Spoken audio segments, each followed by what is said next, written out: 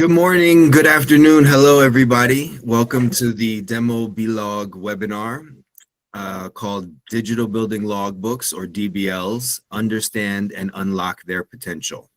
So today we're going from now for an hour and a half until 13:30 Central Eastern Standard Time, or summertime.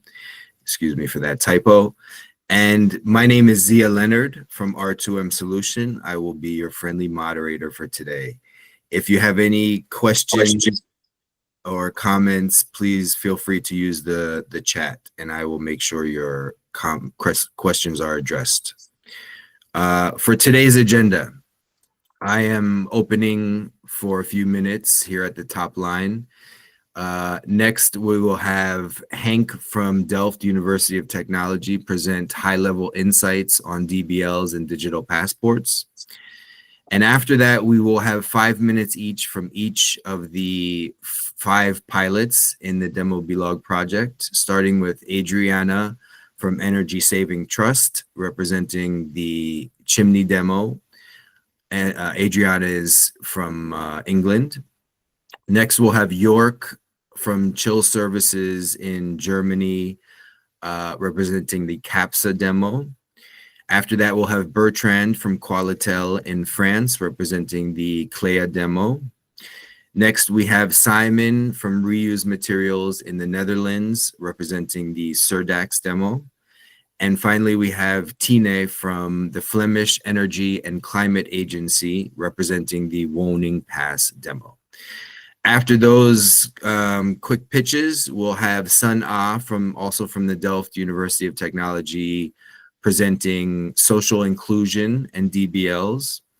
And finally, before the roundtable, we'll have Rachel, also from R2M Solution in France, presenting the business models for DBLs. After that, at 1 o'clock, 1300, we will have 25 minutes for a moderated roundtable discussion and audience Q&A. So your questions, when you put them in the chat, we will address them at that time. If there's too many questions, we will certainly get back to you if you leave your email, or you can email me or the speakers directly. And then finally, I'll have one slide on how to follow the project, and a quick thank you to everybody. So without further ado, let's start it up. I will stop sharing and Hank will start. Thank you.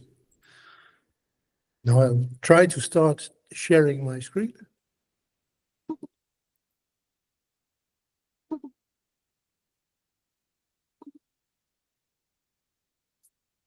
Just a moment.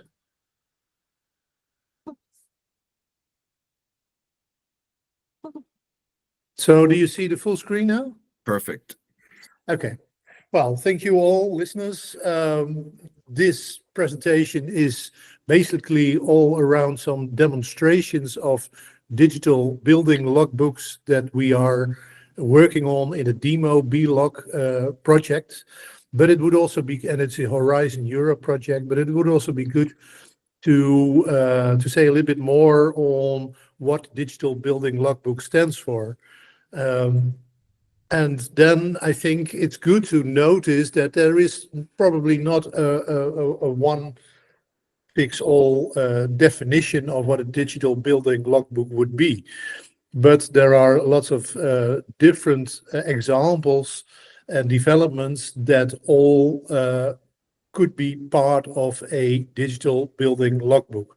So a way to store data of buildings in a digital way for various functionalities. And it's good to notice that there are a lot of developments in Europe on the European level that steer towards more digital building logbooks.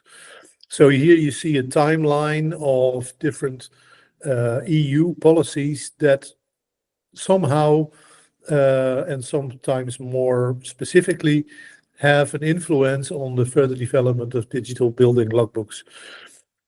So you see here 2020, a circular economy action plan, the renovation wave.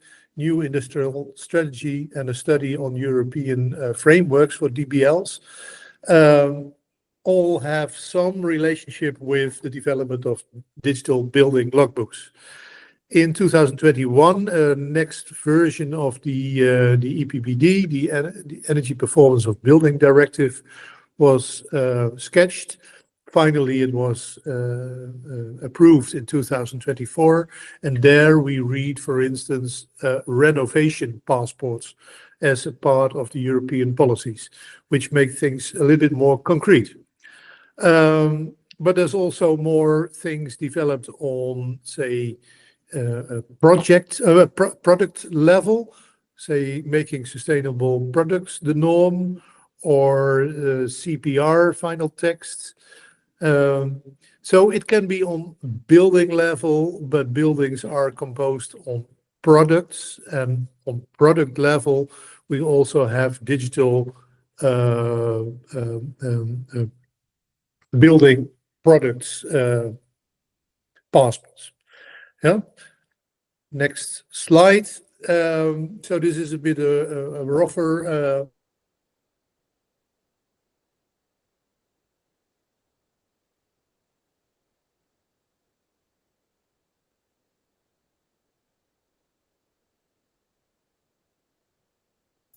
SFDR directives that are more asking about reporting on sustainability of build for businesses. That's on corporate level, which need a lot of data, of course. And there's other levels where the data is more, you can see, like a data supply part. This is also a nice overview of different sources and tools and goals of data for buildings to be stored digitally. And I put a circle around the area where Demo-BLoog is focusing on. So we call it digital building logbooks, but actually it's focusing a lot on the buildings level, not so much on the product level.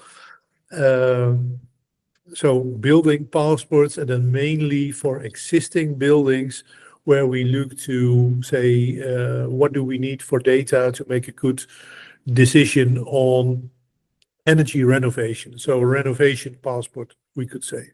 But there's also a part looking more on the material side, and that could be more a digital LCA or a material building passport part.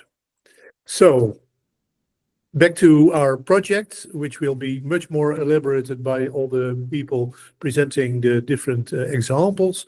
We have 5 different DBLs, and it's already in practice with 4.5 million registered units and different functionalities. There are 4 different functionalities, but mostly on existing buildings for focusing renovation, and also a circularity functionality. So here you see it in a graph where the different examples are spread out over more complexity, the level of digitalization, and also the amount of stakeholders involved. But I'm not going to explain this more because it will be presented by the 4 or the 5 DBLs here: Woningpas, Clea, Chimney, Capsa, and Sirdax. So that was my presentation as a kickoff. Thank you, Henk. Next up, we'll have Adriana from Energy Saving Trust representing the chimney demo. Great. Hi, everyone. I'll just share my screen.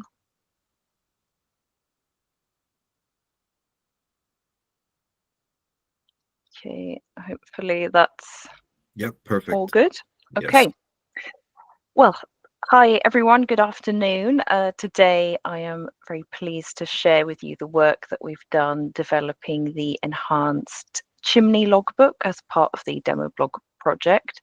So in this pilot project, as Henk said, we're all trialing slightly different angles, and the angle that we're interested in is this concept of using digital building logbooks as a way of delivering home energy renovation advice in order to encourage people to make decisions to renovate their homes. So how are we doing this? So firstly, we partnered with an existing logbook provider in the UK called Chimney. So that's the box on the right-hand side there. And within this existing building logbook, we have integrated a renovation advice tool, which was based on HomeWise, which is an advice tool designed by Energy Saving Trust. And for those who might not be familiar, a renovation advice tool is essentially a consumer-facing online tool by which a user inputs certain bits of information about their home, the building information, as well as how they use energy. And the tool will generate a list of recommendations about how the energy performance of that home can be improved. And it also gives an estimate of what someone could save on running costs and also carbon savings that would result from the renovation. And furthermore, the advice calculator we've designed for this pilot draws data from existing databases, building information. So in our case, you can see on the left-hand side here, we're using two official databases. Firstly, we have Scotland's EPC register, so the Register of Energy Performance Certificates, and also the Trustmark Data Warehouse, which is, again, another official building information source in the UK. And finally, we'll be trialing this enhanced Chimney logbook with real consumers with the aim to really understand and assess the impact that using this tool has on renovation decisions. And in this screen, you can see some screenshots. So this is what a user of the tool will see when they're building their home renovation plan, and they can see where they are at the moment and where they could be in terms of energy performance. So why are we doing this? What problem are we trying to solve with this pilot project? Well, I mean, yeah, as we know, across Europe, there's a pressing need to really increase the rate of home renovations, and we need to support owners to do this, and they need advice. And so we really need to start reaching more and more people with advice, and not only that, but engaging them in new ways, interesting ways, and innovative ways. And furthermore, the advice that we offer needs to be quick to access, it needs to be easy to access, and it needs to also be relevant to them. So we know that generic advice doesn't have as much impact as something that's tailored. And finally, we need to offer homeowners the tools not only to understand how to improve the energy performance of their home, but also to plan in that renovation. And they need a tool that they can use throughout that long-term home renovation process. So we see the Chimney enhanced logbook as part of the solution to these challenges and help in addressing the retrofit challenge that we face. Firstly, because it provides reliable advice to customers.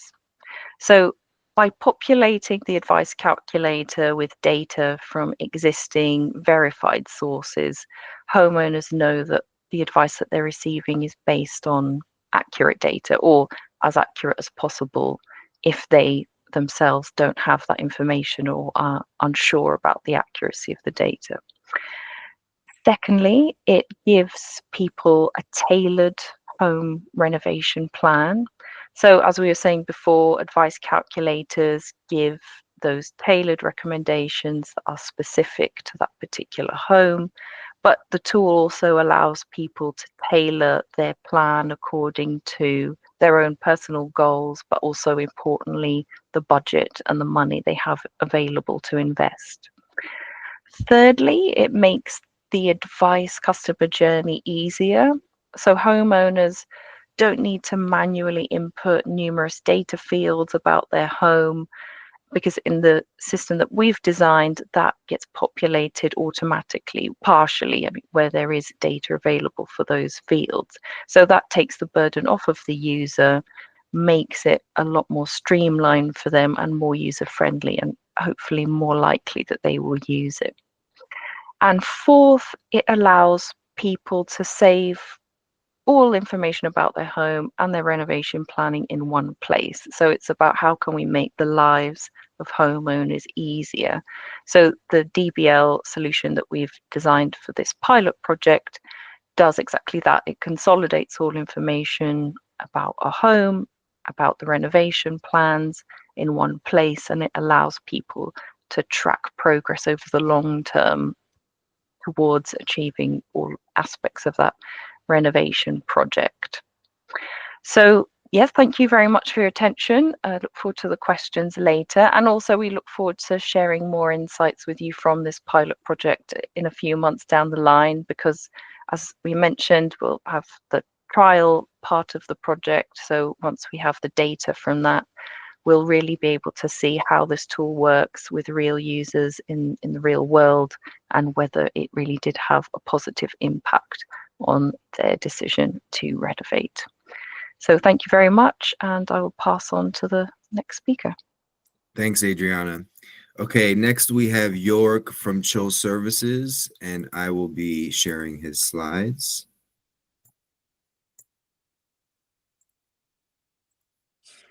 All right, when you're ready, Yeah. York.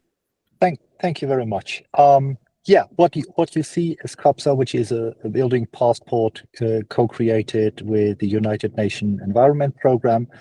And I think what a little bit sets us apart is a very specific focus on data collection. Next slide. So we have, in virtually all countries that we work on, and commercially the biggest one by far is Germany, where we work with housing associations, but we work via the environment program of the United Nations. We work in a lot of evolving economies. We work in Latin and South America. We work in the northern UK and Scotland. Typically, there is a data gap. So there is data available. You can now debate how reliable and robust that data is, because very often it doesn't come without evidence. So you have surface areas of walls. Well, you can either believe them or you don't. You have no real means on checking whether this is a correct measure or whether that's outdated. But there also is certain data which is either not available or it's available on paper. It needs to be digitized in order to meaningfully work with it. And we have focused very much on filling that data gap in the fastest and most robust way possible. Next one. So we are working in data collection with an app. No big surprise there, which runs on a tablet or a smartphone. So basically it's a synchronized database and an app specifically designed for data collection. And we have basically specialized on deriving what is the most robust way to fill the data gaps that I've been talking about. So we're not measuring walls, we mark them on a satellite image, and then we ask for the number of floors, and we measure these floors. So you get, if you would do an error in measuring the length of the wall, and you note it down on a piece of paper, nobody would find out if it's not 23 but 33 meters. But if you mark a building on a cataster data set or on a satellite image, you would immediately see whether the measure was not correct. So stuff like that. We are pre-generating wall makeups, which you're guided through a process on which you basically take one primary information data point at a time. So we only ask one information at a time, and then we say, okay, you answered these 8 questions, and basically that filters it down to these are the options, what it could be. Do you want to confirm that? We always ask for photos in parallel. So long story cut short, we, with a lot of clients, have arrived very, very often at that even if data exists, it's actually faster, cheaper, and more reliable to actually collect the data again via a site visit. It's a very unpleasant truth, but especially in times where the taxonomy, the lenders, be they private or actors like the World Bank, ask for robust information on the building that they lend against. We need to provide taxonomy compliant data, and that in the future will not be the signature of an energy auditor. It's very clear if you talk to big international insurance companies, lenders, they will, at the moment they accept any kind of signature of a certified personnel. That will not continue to ever. It needs to be more robust than that. So then next slide. From that, not going to go into detail on that. We do what a lot of building logbooks have perceived as the low-hanging fruit. We derive refurbishment strategies from that. So there's a stepwise refurbishment plan, which can be easily, once you have your digital data set in place, and we are talking about a few hundreds of euros per buildings to actually generate that, which we felt is the absolute limit that people are willing to pay on data collection on buildings. There are fancy ideas out there on thousands of dollars per building, tens of thousands, never going to happen. We need to get to a few hundred at most. We need to make data collection as a side product of site visits. We need to make it cheap. We need to make it robust. Then we can play around with the data in all kinds of ways. Of course, you could also do that with your existing data, but I mean, the result will always only be so good as the databases that it stands on. Next one. This is how the portal at the moment looks like. We really differentiate between what is primary data collected on site, which is the middle column, and what is data collected by us. And we can, for every data point, tell you how it was collected and how it was generated, to the formula, to the person who collected the data, who changed it, when it was changed. So we try to comply with the upcoming requirements of the financial sector. Next one. We can do a whole life carbon calculation, whereas we have to be honest that some of the embodied carbon information is an estimate. But again, we are transparent in where the data is coming from, so you can basically have an error margin on some of the data, especially when it comes, for example, into material volume in the foundation. Next one. Yeah, and that's what we do. So really specializing on data collection, because we feel that data processing actually is the very easy part of the story. And again, whatever you do with data will be only as good as the data your foundation, you're building your calculations on. Thank you so much. All right, thanks very much, York. Okay, next up we have Bertrand from Clea. Yes, and I will Bertrand. present your slides. Hi, everybody. So yeah, I am Bertrand from the French team, French demonstrator. Good. And I think now my screen. Maybe I've put it in full screen. Yep. Okay. Perfect. Thank you. So I work for Calutel, which is a French non-profit association founded 15 years ago with a mission of improving housing quality. And we launched 5 years ago a DBL called Clea. And today Clea has already been chosen by 200,000 dwellings. So before the Demo-BLoog project, Clea looked like that. So you have example of screen. So you can see on the left part all the important documents for a house, like a plan, like EPC, and that kind of important documents. You can see also in the middle of the screen all the equipments present in the house, and especially the one who need to be the one you need to take care of and you need to clean and to take care regularly. And then you have also the energy consumption. You can connect to the smart metering for gas and electricity and see your consumption and the trend of consumption every day. So that was the CLEA before the Demo-BLoog project. And then we plan to add a work simulator, renovation advice tool, we can call it like that also. And so you can see on the screen what does it look like. On the left part, you see your drilling. So you first need to fill in your address, the address of the house, and then you connect to the French EPC database. And as you see in the chimney example, it's quite similar. So you can collect all the data available on this database about heating system, about hot water installation, energy, and so on. It's just a few examples, but there are some more information present. If those information, I take the example of insulation, are not complete or are obsolete, and you need to actualize and to change the data, you can do it. And you can precise, okay, maybe my window were simple glass, but now recently I changed it for double window, so you can change it as the owner of the house.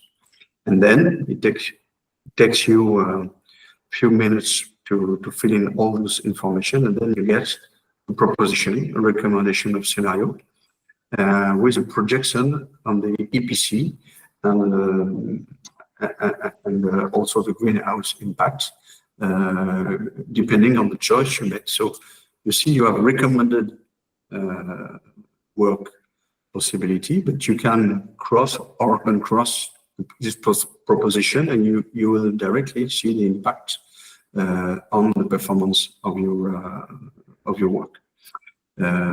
So we find again insulation, heating system, and so on. We take also the opportunity to give a lot of general advices. You see a few examples, very general one about energy renovation and where are the depletion of energy, and on the right part you have an example of installation, wall insulation principle. That's it, and then at the end you get your final work scenario, kind of resume of what is the scenario and what is the objective of energy and greenhouse gas reduction. That's it for my short demonstration. Okay, thank you, Bertrand. Next up, we have Simon from Reuse Materials in the Netherlands.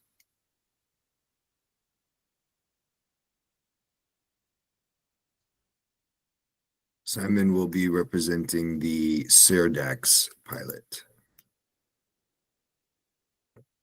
Oh, I think we may have lost Simon. I'm here. Oh, you're there. Okay, good. I had to change location. Okay. So I've been walking for 20 minutes in between. Can you see the screen? Or We see your screen, but not the slides. If you can click on your slides. Yep, and just put them in presenter mode. Yeah, Perfect. you see the Yep. slides? Good to go. Thank you. And you see the next one too? Indeed, we do. Okay. I'm presenting the Demo-BLoog, the digital logbook called Serdax, which is originally a product from Reuse Materials, but in the meantime taken over by Block Materials. What we're presenting is the interaction between supply and demand for secondary materials and how marketplaces can be used, or how marketplaces should be designed in order to not lose any materials in the future, because that's the real challenge of circularity. These are the tasks. I'm not going to talk about them, but basically this is in Dutch is how do I organize a market for secondary materials? How do I use material passports, digital logbooks? How do I use corporations, things like that? So that's a big challenge. If you regard a marketplace concerning secondary materials, there are 4 elements that are central. That is a transparent supply of materials.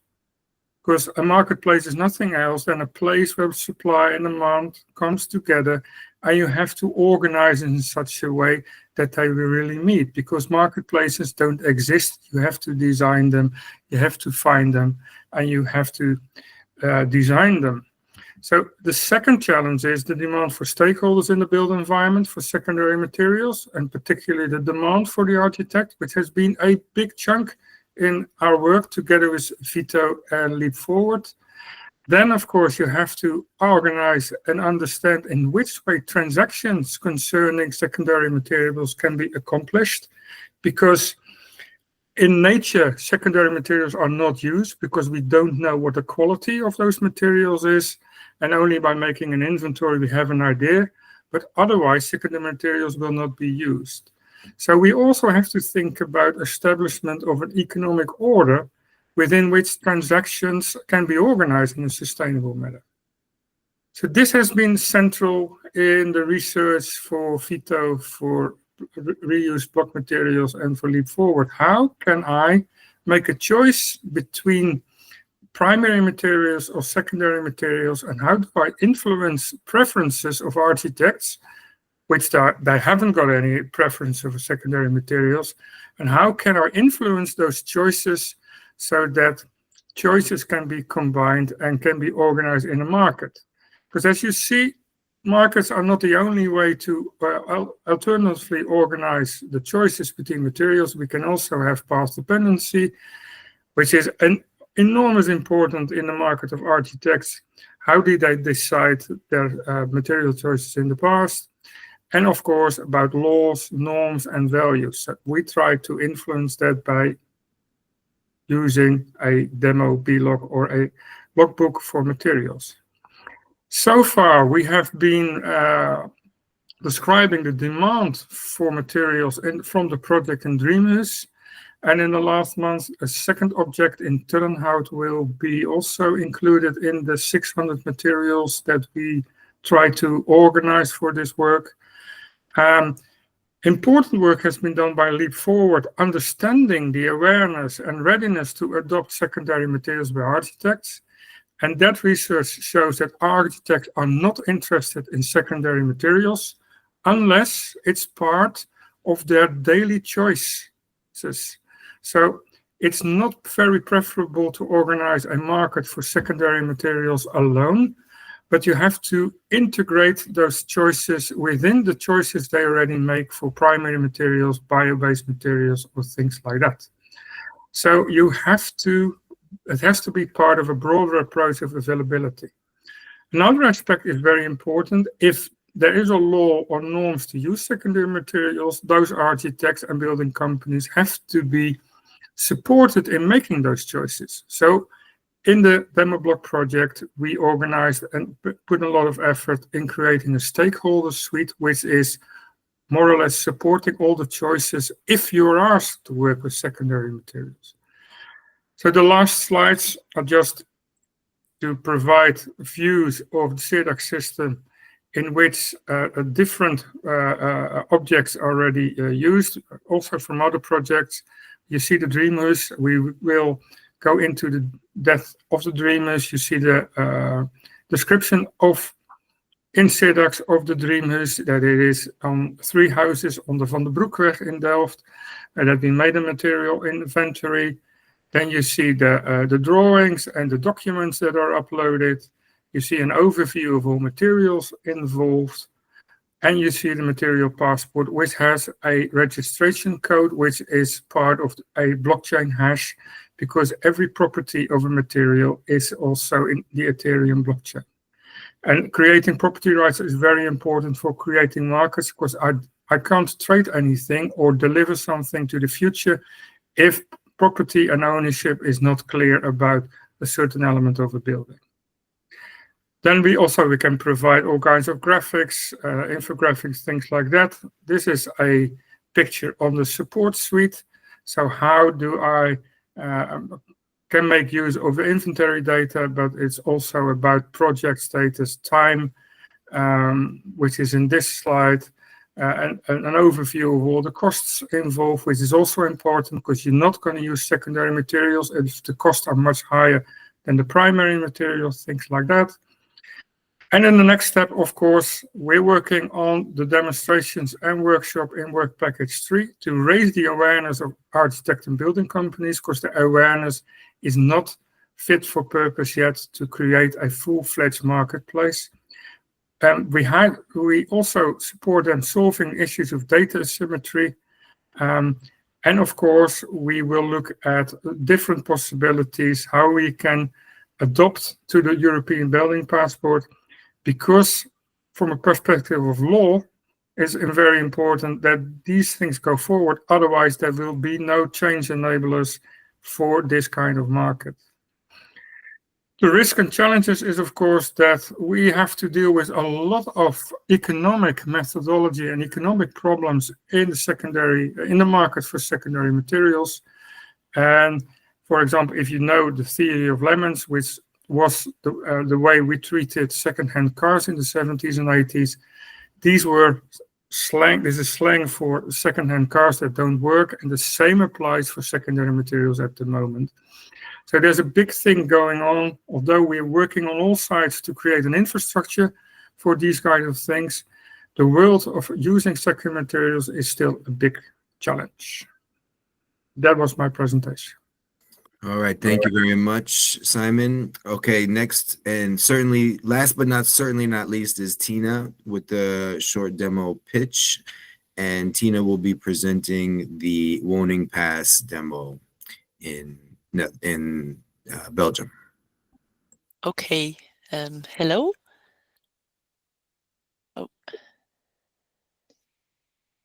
Does everyone see my screen now? Yes, thank you. Okay, so I'm Tina, and I will show how we expanded in Flanders our existing digital building logbook, the Woning Pass it's called, with a functionality on community-driven decarbonization projects. So Woning Pass is already an existing since a few years digital passport that is automatically available for each homeowner in Flanders. It's already there. And in this password, we give already a view on digital data. The government, many governmental entities know about the house on different themes, on energy, on renovation, installation, on soil, on many aspects of a dwelling. But with the Demo-BLoog project, we added a new functionality to really invite homeowners to join collective projects. And we tested this in a few cities in Flanders, so not in all cities in Flanders. And we will see if this demonstration, if this pilot is expandable to other cities. This slide shows you the timeline. I won't get into detail. We started with a user journey. We did analysis and development. We had 2 releases earlier in 2024, and since this year we started the demonstration in the different cities. But how does it look like? Well, here you have an interface of our dwelling passports that's already existing, and we added, you see it above in the green element. We added for some homeowners an invitation to join a neighborhood initiative.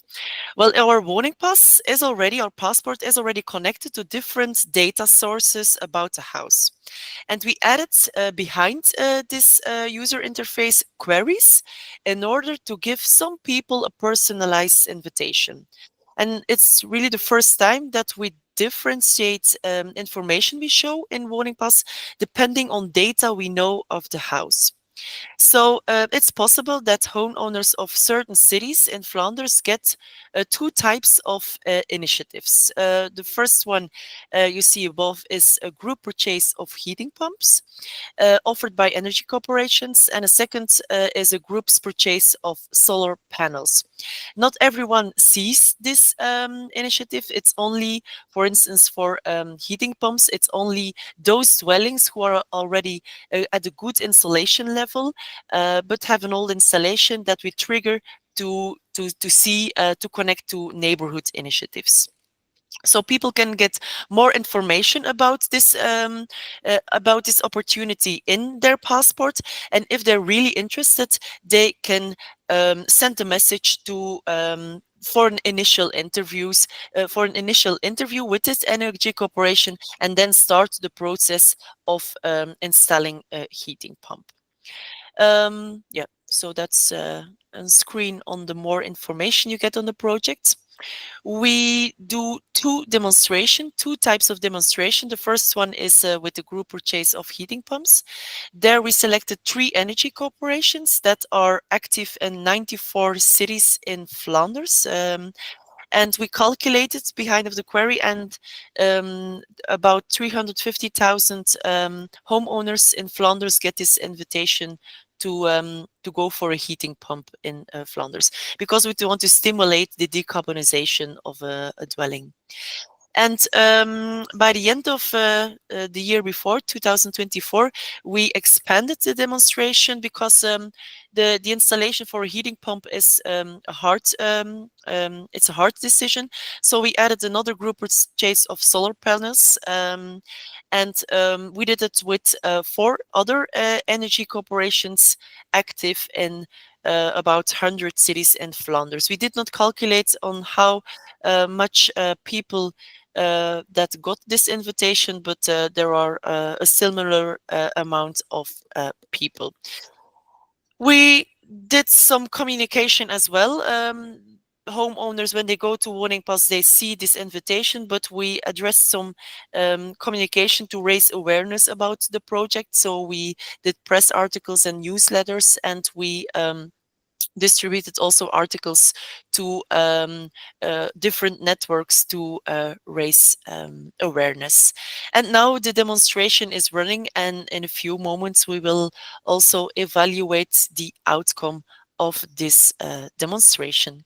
And so that's the end of what I would like to share with you. Okay, thank you very much, Tina.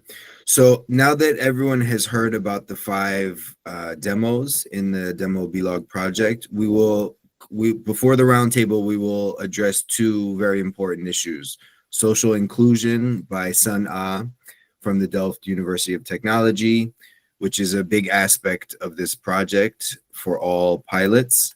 And then finally, Rachel from R2M will talk about business models, which are important for market uptake of the solution. So Sana, thank you. Your screen looks good. Okay, perfect. So hang on a second. Oh, yes, there we go. The screen's still there, right? Yes, it is. Yes. All right. Hi, everyone. Thanks, Sia, for the introduction. My name is Suna Huang, and I'd like to take this moment to present to you, hopefully very briefly, an increasingly important topic that's been explored within our project, which is on the need and the ways to create socially inclusive DBLs. Now, we know that design plays a vital role in reaching and impacting various groups. However, while a well-thought-out design can attract the intended audience, it can also unintentionally exclude others. A socially inclusive product experience, on the other hand, is founded on the deep understanding of as many user backgrounds and abilities as possible. It incorporates methodologies to help designers identify the potentially excluded user groups, thereby addressing concerns raised in, among others, accessibility, age, culture, economic situation, education, gender, geographic location, language, and race. Considering the growing significance of the DBL in the EU and its increasing uptake in member states, it's only mindful that we aim towards fulfilling as many user needs as possible, not just as many users as possible. So there are numerous ways to which you can achieve social inclusivity in design, but the first steps can include recognizing and building a comprehensive understanding of the target audience. A useful tip here is to create detailed personas that encapsulate the diverse demographics and needs of your user base. And with that in mind, we can then dive into their unique experiences by mapping out their respective user journeys to really anticipate how they could each interact with the DBL at different points of time. This allows for tailored design solutions that cater to specific needs and expectations of the various user groups. But of course, it shouldn't stop there. Take that extra step to involve end users that fit the personas in the design process and gather their individual feedback. An invitation to co-creation workshops, interviews, surveys, and focus groups might work wonders here. And finally, validate as early and as often as possible. Organizing user tests in an early phase with the target audience is crucial to create DBLs that resonate with the end users. It ensures user satisfaction, identifies potential issues, and aligns the platform with the diverse needs. To understand how these principles can be useful and applied in practice, we zoom into the design approaches of our Demo-BLoog pilots as examples. Firstly, on the chimney logbook. Developed iteratively through various workshops, user testing, and feedback sessions, the new renovation advice functionality for the Chimney DBL provides users with personal renovation plans of increased usability. And among others, it streamlines property connections with key databases and simplifies customization for each user. Additionally, it provides users with essential information on the available grants and loans to fund the renovation activities, which can be driving forces for specific types of users. With more than 100,000 users, the Cléa DBL is one of the biggest DBLs in France. As such, when developing the new service for a user-centric automated renovation advice, it only made sense that thorough research is done with multiple stakeholders when determining ways to implement this service for an audience of that size and scale. The CAPSA mobile input application is used by various people in challenging conditions, such as in outdoors when it's raining, or when it's cold, or when it's hot. And to make sure users input the right data, various accessible UX patterns were introduced in the second version of the application. The patterns relate to clear signaling when a task is about to start or when it's finished, with an increased color contrast for important notifications and buttons, as well as logical UX patterns for improved input. Given the governmental nature of the voting platform, digital accessibility must be considered. By adhering to the Web Content Accessibility Guidelines, or the WCAG, the DBL is made easily accessible to all users. These guidelines are founded on 4 principles of web accessibility, which are perceivable, operable, understandable, and robust. In addition, in the case for voting pass, an audit is periodically conducted to scan the accessibility of the platform, incorporating feedback into subsequent adjustments. And finally, to ensure that the Surdax platform and reuse materials accurately understand the needs, preferences, and constraints of their target audience, in which their case are architects and builders, a qualitative approach to user research study was adopted, where 7 intense interviews were conducted with various types of stakeholders. Through rapid prototyping, multiple concepts for reusing materials were tested and evaluated. As such, we have to bear in mind the increasing use of digital tools and platforms, such as the DBL, for decision-making at various levels and scales. with greater focus placed on the developing technologies as design solutions, there is a growing need and growing likelihood that the end user experience comes in as an afterthought. This is why our partners from Leap Forward, TU Delft, and BPIE have collectively created a social inclusion handbook with the aim to educate key DBL stakeholders on the importance of and the ways to implement social inclusivity in DBLs at as many levels as possible. In addition to the content that has just been discussed, the handbook also provides a range of practical guidelines, tools, and templates that can be used by the stakeholders to practice socially inclusive principles when developing the tool. The handbook can be accessed through our Demo-BLoog website or via the QR code on the screen. So please feel free to have a look. And that was it from my side. Thank you. Great, thank you, Sana. Okay, finally, before the roundtable portion, we have Rachel from R2M Solution in France discussing business models for DBLs. Yes, thank you, Dia. Hello, everybody. I will present a snapshot of the ideas we have on business model for DBLs. So why business model matters for digital building logbook. We have seen now that DBLs are key enablers for all the politics, the current politics on the renovation waves, the Green Deal, the PBD, circular economy, but they are still difficult to scale and to find a sustainable business model. So the challenge is to balance the public interest to sustain the renovation wave versus the viability of the revenue model. Just a summary of the core value proposition of the DBL. Now you have seen from the earlier presentation that their core value proposition is first transparency. It's a one-stop shop where all the you can access to all reliable data on the building.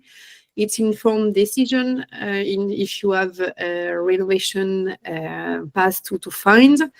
It's super efficient because it streamlines the renovation path. You have all in one place, all your administrative information, so it reduces burden for all the actors. It increases sustainability because you can track materials, passport, energy use, and as we have seen with Sartax, for example, it supports the reuse and recycling of material. And also it helps policy intelligence, like with warning pass, to monitor all the building stock of an area. So that's for the value proposition. So far, who pays and who benefits from it? So it's a super simplistic vision of it, but in terms of stakeholders, we have from one side the homeowners, and their benefit from that is they have insight on their building, and also all those information can be put in tools to develop renovation roadmap based on all this information. And all the payment models that we have identified so far in Europe, either they pay directly, or either it's offered by real estate or the public scheme, like in Warning Pass. So the public bodies, what are their interests in terms of digital building logbook? So it's to support policy data and compliance. And they are either the funder of the digital building logbook or the client. And the real estate, here their interest is to do their asset management and to support their ESG strategy and bring added value to their property. And here we have usually a direct B2B payment with the DBL. And so if we summarize the potential business model, so the B2B with, the asset manager, so thanks to either license, subscription, and API connector, it's the case for Clea and Chimney. And we also see B2C with a freemium. So B2C, it means that the consumer is like directly to homeowners. They have free access to some of the functionality, the basic functionality, and the paying access to add-ons. It's also what is in mind for Clea and in Chimney in the future. And when it's public funding by the government or by public tenders. So it's the case for Warning Pass. So it's a very basically the scheme, the business model scheme that we have identified in Europe and that are expressed in our project Demo-BLoog. And now we can have a snapshot in two different cases. The first one in France, Clea, and the second one will be Warning Pass. So as you have seen, it's led by Calitel. Their model is a B2B so far model where they invoice the social landlord and the social landlord, it's bring value to their home, they're renting. So it's a B2C that may become a B2C in a later stage. They also include indirect revenue stream through commissioning fees from industry leads, but it's very experimental at this stage. What do they do with data and technology? They integrate of API connectors for local administration database, but also smart meters with French electricity and gas producer. And they are connected to the French national database. So it's bring coherence to the tool. And so far their challenge and opportunities is the data validation trustworthiness and the opportunity is to expand with industry partnership and government data collaboration. And as in Demo-BLoog, we want to have a clear vision of the business of each of the DBL. We have done those business model ecosystem mapping.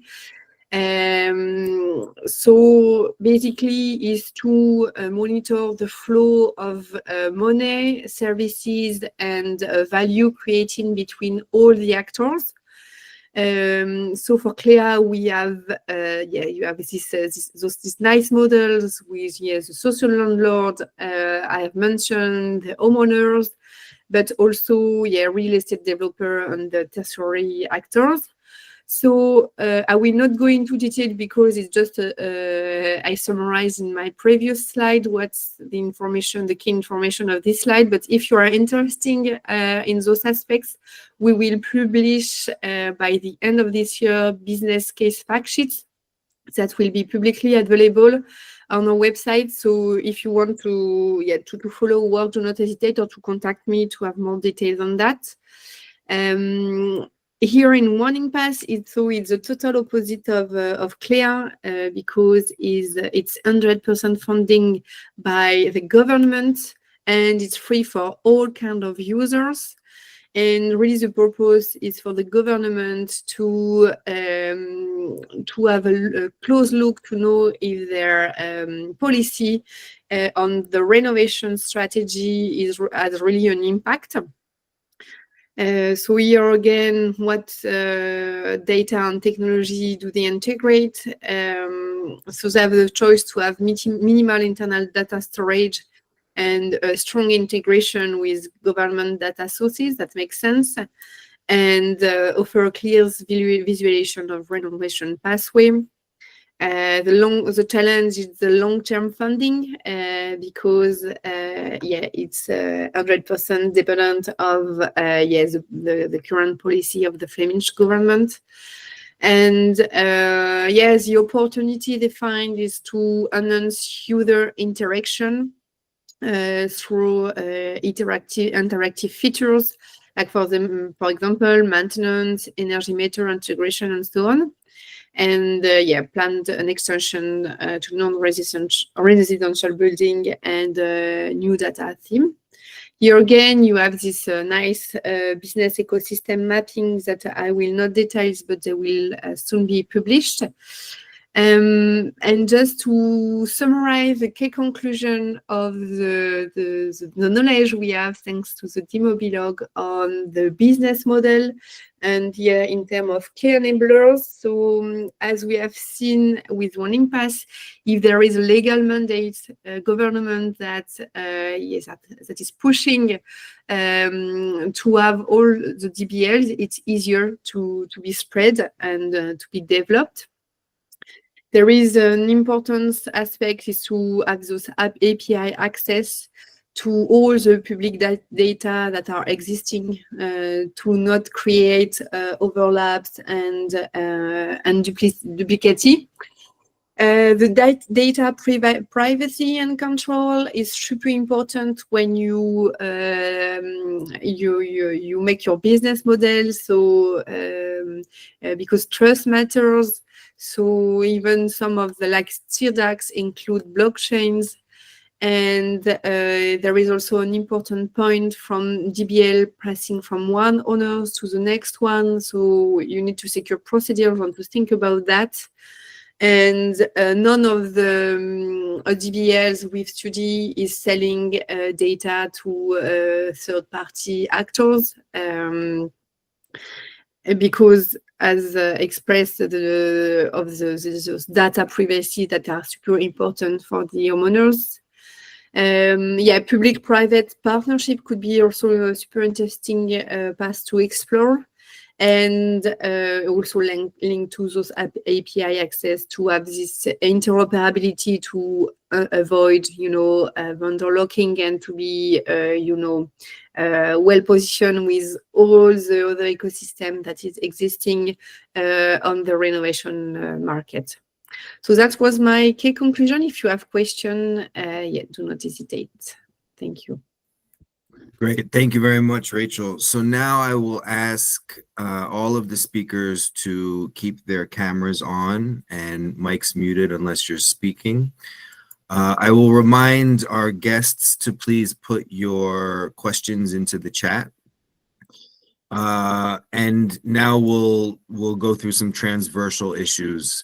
So starting with challenges and barriers. So for each of the 5 DBLs, but also from social inclusion and business model perspectives, what does everyone see as the main barriers or challenges to widespread adoption of DBLs in the specific country with regard to regulations or technical user-related challenges, any of these aspects? So how could these barriers or challenges be overcome, perhaps within the project or beyond the scope of the project? So whoever wants to start, feel free.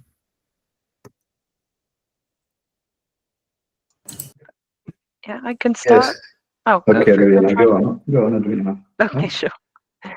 Yes, so Adriana Thripsiadi here from Energy Saving Trust in the UK.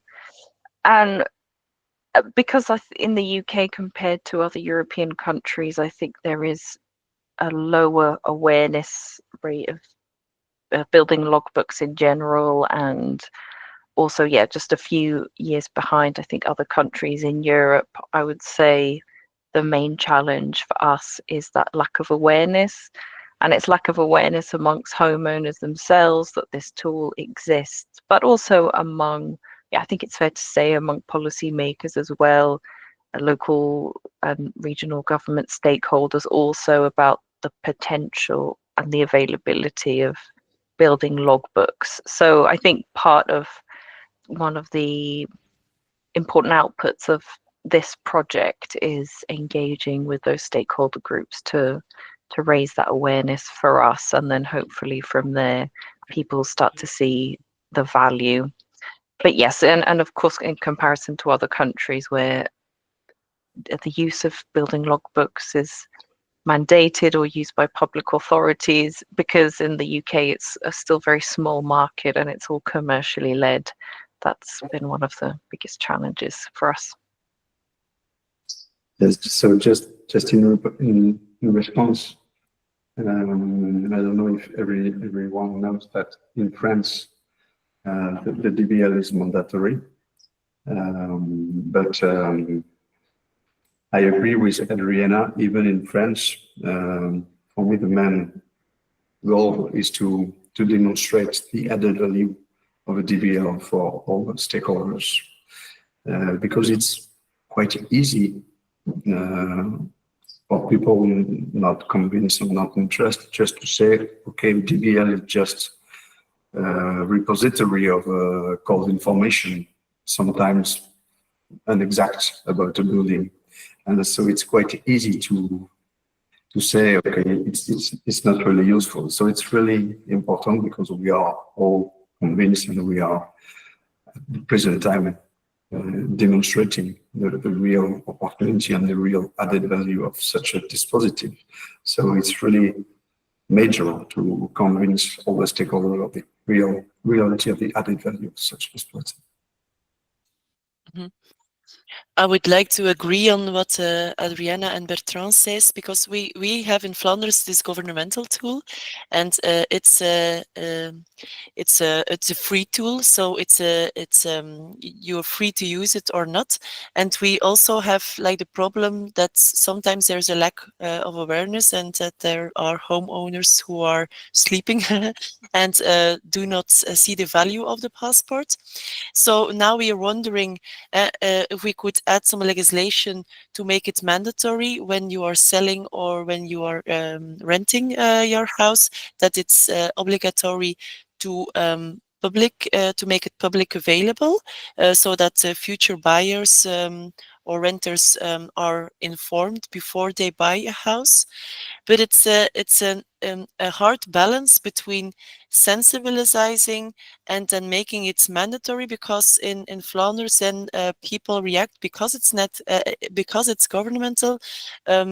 Big Brother is watching you, and so it's really hard to find the balance between being informative and then you lack awareness, and otherwise being mandatory and then you're like a big brother controlling every aspect, because we only want to do only want to inform people and get them into this renovation wave and energy transition, and it's hard to find the balance. And maybe I just complete the mandatory thing.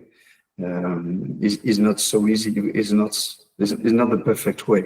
Of course, we all prefer people who choose the DBL because they find it very useful, and not to force them to use it.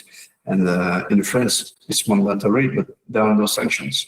So even if it's mandatory, most of the people don't really pay attention to it. So it's I recommend European policy to maybe to make the DBL mandatory, but just to be conscious, it's not the final, the complete solution.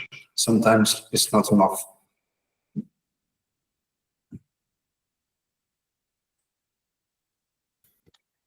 Okay, unless anyone else wants to add, I think we touched on two important aspects. So the stakeholder acceptance and also the policy landscape. So is there anything else besides making DBLs mandatory and maybe adding sanctions to not accepting them or not using them? Is there anything else about the policy landscape or even maybe digitalization that could be changed to increase scalability of DBLs? Please, Simon, go ahead. Well, of course, there's reason to believe that what's in it for me, if you regard it, in what way, if there are digital logbooks, do they influence, for example, construction of buildings or affordable housing or other ways to do? And so, for example, in my case, if you have a digital twin of your building, and you're able to describe the property rights of the materials in your building, you can sell your materials, of course. This will lower the cost of a building and maybe will also lead to more affordable housing. Then, of course, you see that many people can use it. And it's not only persuasion or I don't like it, but it's also in the pocket. How much money is left in your pocket if you got a digital twin and you can calculate the end value of your materials already, and that part you don't have to finance anymore because it's a residual value. That's one thing. It also makes clear, for my case, for example, that not every material should be bought.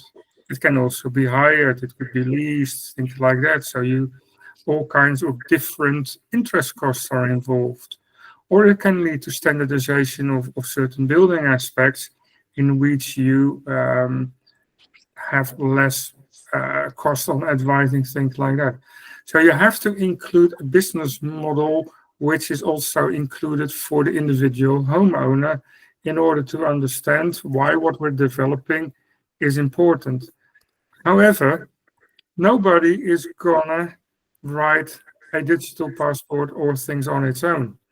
It's data is a public good characteristic, so it should be the government at last that should provide the infrastructure of doing things and providing the information, things like that. So Tina is in a very pleasant situation, although you need more funding also to include other things. Understanding the business model, understanding the economics behind it is an important step in the next year to include all those views and insights from other perspectives in the way how logbooks can help.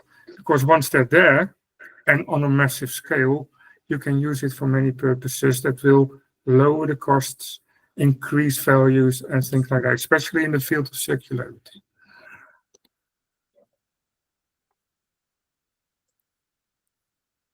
Okay. If no one else wants to add, so the next question I have is about the stakeholders themselves. So Sia, Yeah, sorry please. to interrupt. I saw a hand raised by Yeah. Piet Hein. okay. Yeah, go ahead, Pete. Yeah, for those of you that don't know me, I work for the Energy Efficient Mortgages Hub in the Netherlands. And we work very closely together with the mortgage lenders in defining green mortgages and all the data that we need. And it surprises me that in all the presentations and all the discussions so far, I haven't one single time heard GDPR as a major obstacle, because that's what we, at least in the Netherlands, property data is considered personal data, and the collection of this and therefore using building passports and sharing them with other institutions is really problematic. So for me, if there is any recommendation on regulation or other things that need to be put forward, for me it's solving the GDPR puzzle.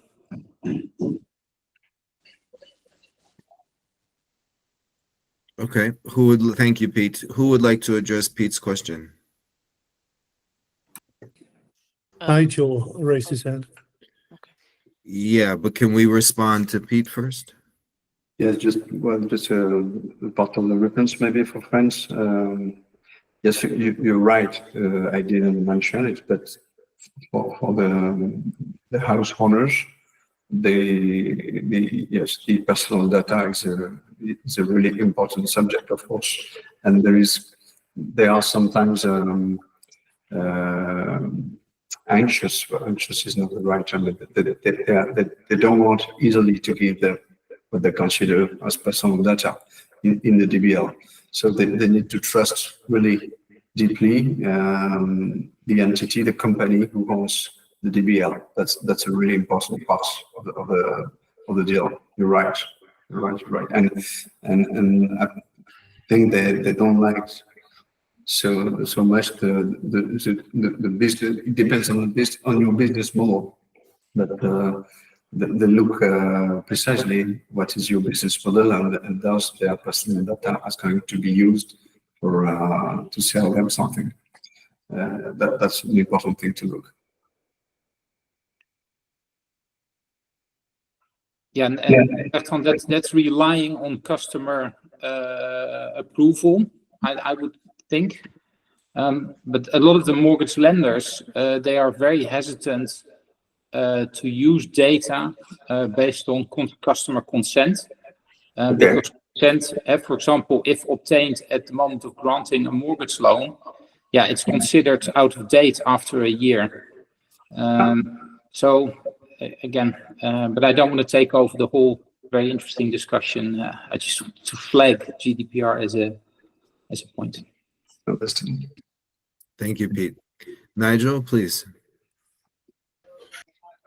Actually, I'll just answer Pete's point. We see the GDPR thing as something which plays in favor of digital logbooks because it puts property data under the control of the homeowner. So the homeowner can share with who they want to share it with, and they can stop people using the data when they don't want them to use it. So we think GDPR is a powerful tool in support of digital logbooks. So apologies for people who don't know me. I run Chimney. I run the UK and Ireland digital logbook Chimney. So yeah, so GDPR is actually our friend because as I say, it puts the homeowner in control of their own property data.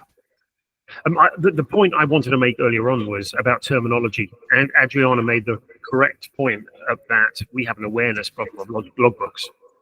And just on this call in the last 10 minutes, I've heard people call logbooks digital twins. I've heard them call them passport. And the thing we keep saying is we have to use an agreed terminology. The EU, quite rightly, has standardized terminology around building logbook, which is a phrase we agree with and we use.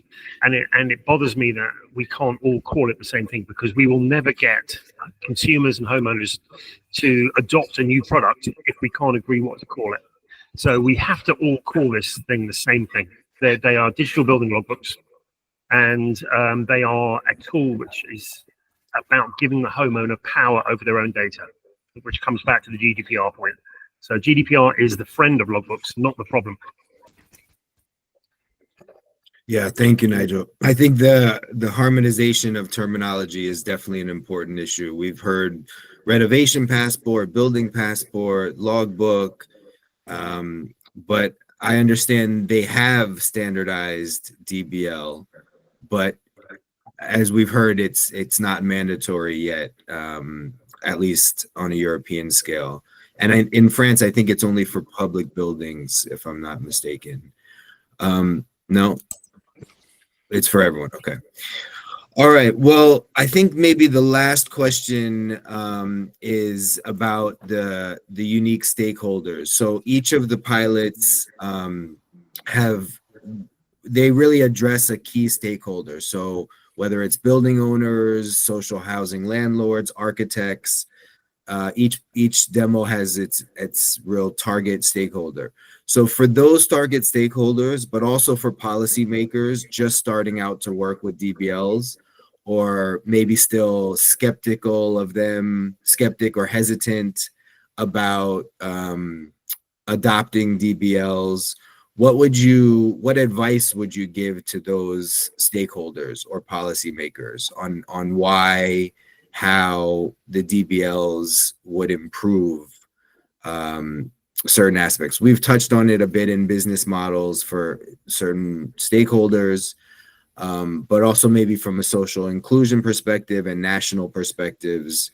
What could we tell these stakeholders directly about the benefits of a DBL adoption?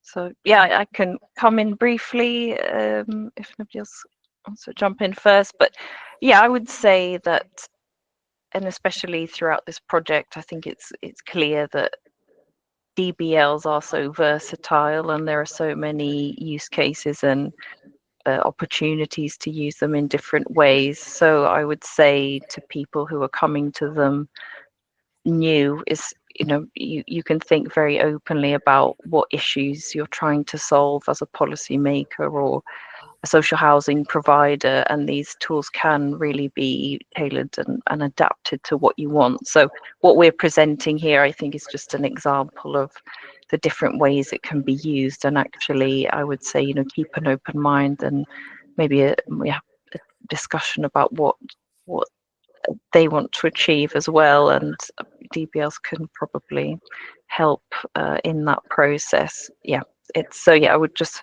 emphasize that versatility of the tool itself.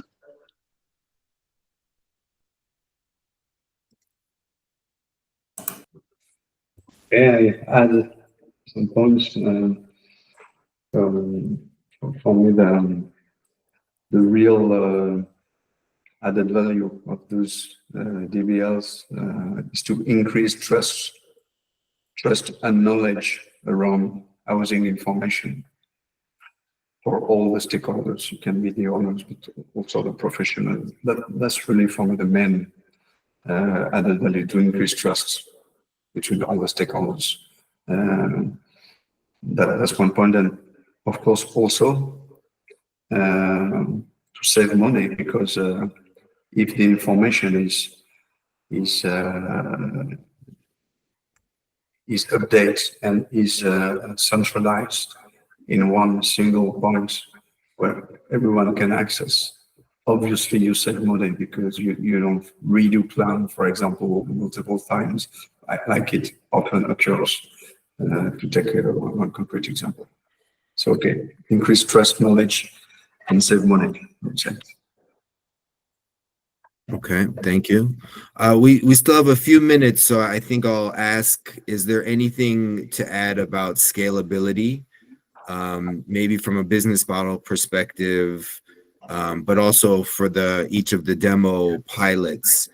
Are they replicable in scenarios outside of the project? What are the plans to scale up and replicate the demos after the project? Go ahead, Simon. Well, that's an interesting question, because at the last conference, Tina asked the question, can I include the SEDAX data also in the Woning Pass? So we've been thinking about how to produce such amount of data that you have to include the SEDAX data in 375,000 Woning Passes. That is not a question of how do these two logbooks align, but there's also a question, how do I produce the material data for 375,000 dwellings? So we've been writing and thinking about those things, also hopefully discussing it next week with the Belgian authorities. But it's very important to use, for example, AI techniques, building drawings of buildings, look at massive ways of production. So it's already. The thinking already started in the project. We don't know how far we're going to get, because it means extra money to set up a production facility, more or less, for these things. But we know how to do it. We know how to do it and how to include it. And we also know that SEDAX is then not the logbook to be provided into Woning Pass, but SEDAX is, for example, the production tool to provide data that could be included in the Woning Pass. That's also an opportunity, of course, of this digital logbook. Interesting how the authorities think about the necessity about these things. In what way can it be financed? But it's already on the list, and it's an important business model also for the SEDAX logbook, as you might say. So that's already going on. Great. Okay, Simon just reminded me of one important question. I'm going to squeeze this webinar until the very last moment. So, yeah, AI. I mean, I remember we had a early project meeting on how to use ChatGPT, and there were some brainstorming sessions on possible user interfacing or certain functionality within each of the DBLs. So are there any examples from the pilots about the use of AI or the planned use of AI, and how would the adoption of AI change each of the DBLs? Well, for the French work simulator, we used an AI motor in order to help us establishing the scenario of work. Yes, we use it, and we also have for the future maybe a reflection about a bot, an AI bot answering question for customers. Yeah, and just to add to Pete's point about the use of GDPR within the AI framework. So AI is not always confidential data. So would GDPR have an impact on the use of AI in these DBLs?